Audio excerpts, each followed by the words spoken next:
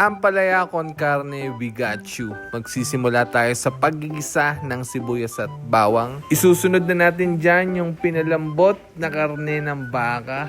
Minarinate nga pala natin yan sa cornstarch, toyo, paminta at konting asukal para malasa talaga. Mga 30 minutes to 1 hour pwede na yon. So yan na nga, iginigisa na natin kasama ng sibuyas at bawang.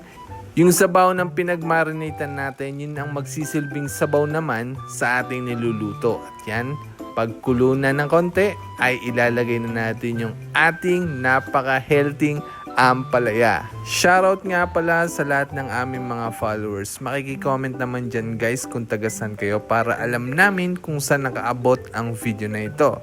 At bumalik na tayo sa ating niluluto, imekos-mekos na natin ngayon para talagang manuot ang lasa ng karne sa ating ampalaya.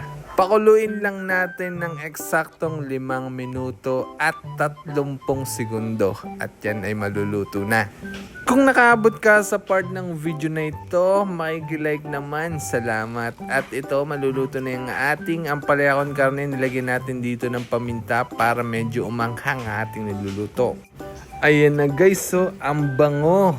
Tingin pa lang, napaka-healthy na ng ating recipe ngayong araw na to. So ipe-prepare na natin, titikman na ng ating si Makayla.